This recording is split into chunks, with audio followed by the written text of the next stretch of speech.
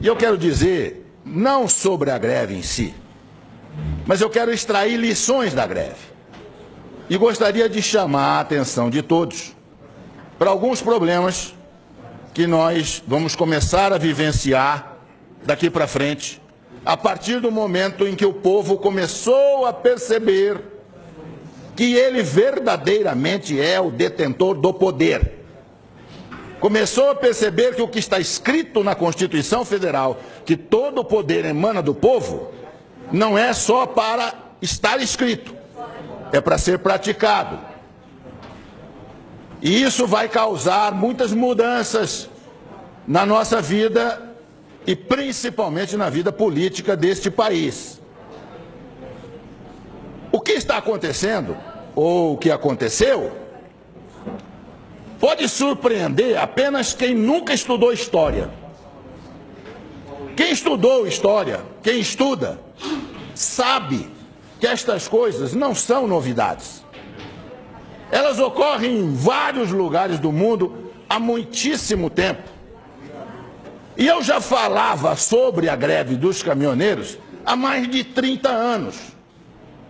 Se alguém aqui duvidar, está um convite, entra na minha página do Facebook e os senhores vão ver diversas manifestações de ex-alunos meus, lembrando que eu dizia em sala de aula que um dia os caminhoneiros descobririam aqui o poder que possuem e que o dia que isso acontecesse, nós viríamos coisas que nunca pensamos em ver.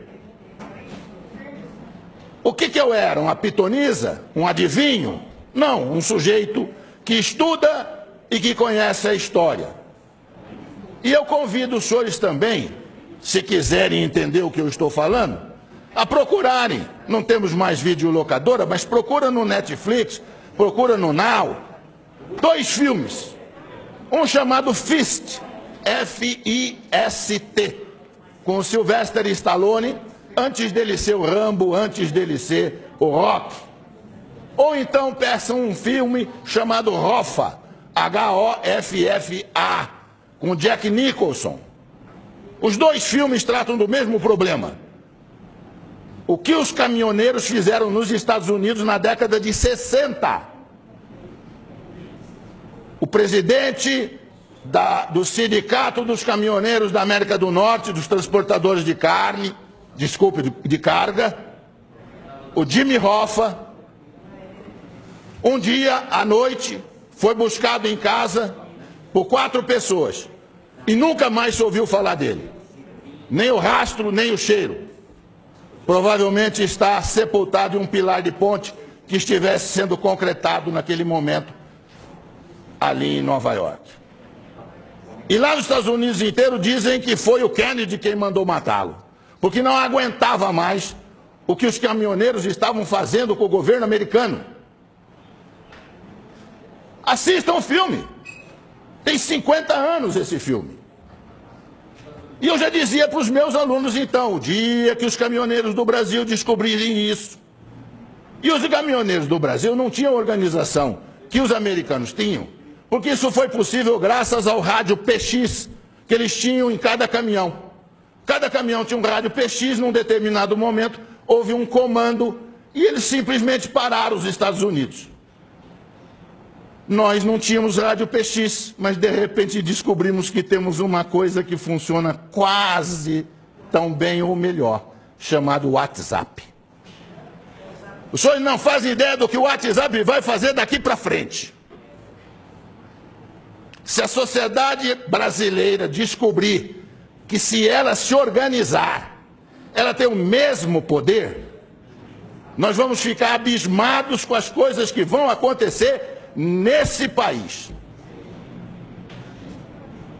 Eu estava nos Estados Unidos em 1976, estudando, e eu frequentava um supermercado que ficava pertinho do apartamento onde eu morava. E lá eu comprava café brasileiro, café cacique.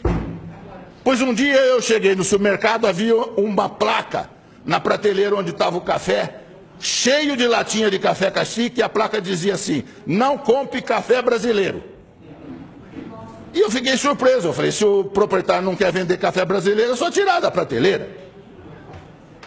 E aí eu fiquei sabendo que era uma entidade de organização civil de defesa dos trabalhadores da indústria de calçado dos Estados Unidos, de calçado, que tinham colocado aqueles cartazes em todos os supermercados nos Estados Unidos. E aí procurei saber junto ao meu professor na escola o que estava acontecendo, e ele disse: o sapato brasileiro está entrando nos Estados Unidos a um preço muito baixo e está tirando emprego dos trabalhadores americanos. E nós suspeitamos que é o governo brasileiro que está isentando de impostos os calçados. Por isso que eles estão chegando aqui a esse preço aviltante. E o sapato é melhor do que o nosso, veio demais e nós estamos perdendo emprego. Então, o que nós vamos fazer? Boicotar os sapatos? Não, inteligentemente, boicotaram o principal produto de exportação do Brasil, que era o café. E puseram a tabuleta: não compre café brasileiro. Aí perguntei ao professor: mas por que o dono do supermercado deixa colocar no supermercado dele um cartaz desse que prejudica ele? Ele disse: porque se ele não deixar, eles vão boicotar o supermercado inteiro. Inteiro. Eles vão ficar na porta do supermercado com placas avisando que ali tem gente contra os interesses dos trabalhadores americanos. Isso chama-se organização da sociedade civil. A Coca-Cola mudou nos Estados Unidos a fórmula da Coca-Cola, botando um pouco mais de açúcar na fórmula. Surgiu uma coisa que ninguém sabia que existia: a Sociedade Americana dos Bebedores de Coca-Cola sabor tradicional. E boicotaram a Coca-Cola, que foi obrigada a recuar e voltar a fabricar Coca-Cola na fórmula antiga. Isso chama-se organização da sociedade civil. A hora que nós descobrimos isso aqui no Brasil, nós vamos ver o que vai acontecer aqui. Se nós tivéssemos aqui, ao invés de presidencialismo, parlamentarismo, o senhor sabe o que teria acontecido essa semana que passou? Tinha caído o governo. Na Itália, o primeiro-ministro foi escolhido há uma semana, já caiu. O governo cai no momento em que não tem o apoio do povo.